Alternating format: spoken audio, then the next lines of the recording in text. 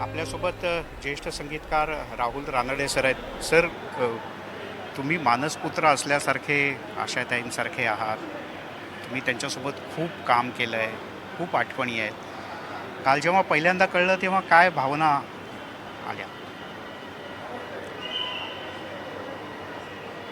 पहिली भावना माझ्या मनात ही आली, मी त्यांना देवी म्हणायचो. म्हणजे त्यांनाही मी हे सांगायचो की तुम्ही माझ्यासाठी देवी आहात. पहिली भावना माझी अशी होती की देव आपल्याला कधी सोडून जात नाही, तो कायम आपल्याबरोबर असतो. त्यामुळे त्या कशाला मला सोडून जातील कधी, तर मला कधीच सोडून जाणार नाही. त्यांनी मला एवढं प्रेम दिलं आहे, एवढं त्यांच्याकडनं मी शिकलो आहे. नुसत्या संगीतातल्या गोष्टी नाही तर जगण्याचं मर्म आणि जगण्याचं आपलं ध्येय काय असावं,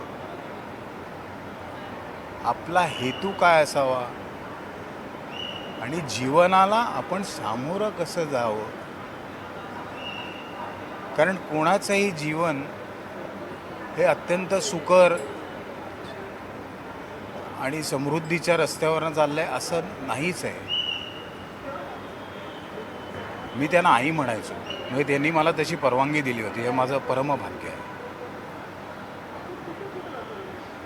तर त्यांच्या जीवनामध्ये, संपूर्ण जीवनात एवढे अडथळे, एवढे काटेकुटे, म्हणजे नुसते अडथळे नाही तर अक्षरशः काट्यांनी पसरलेल्या रस्त्यावरनं त्यांनी मार्गक्रमणा केलेली आहे आणि हसत खेळत. आणि इतकं सुंदर आपल्याला, म्हणजे आपलं जीवन समृद्ध होईल असं त्यांनी आपल्याला दिलं. त्यामुळे मला असं वाटतं की त्या आशा आई माझ्या मला कधीही सोडून जाणार नाही. त्या कायम माझ्याबरोबर आहेत. त्यांच्याबरोबर घालवलेला क्षण मी आठवून माझं स्वतःचं जगणं समृद्ध करू शकेन एवढं संचित मला त्यांनी दिलेलं आहे.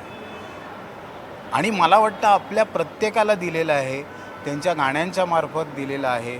मग अनेक लोकांच्या नशिबात त्यांना प्रत्यक्षात भेटण्याची किंवा बोलण्याची संधी मिळाली नसेल, पण त्यांची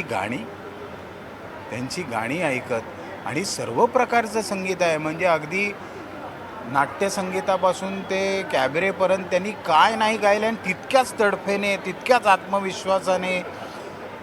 माझं दुसरं म्हणणं असं आहे की गाण्यासाठी नुसता गोड गळा असून त्याला लागत नाही, त्याला एक तल्लख मेंदू लागतो. कारण त्या गळ्याकडनं सूर कसे काढायचे हे त्या मेंदूकडनं सूचना मिळत असतात. ते त्यांच्यामध्ये होतं.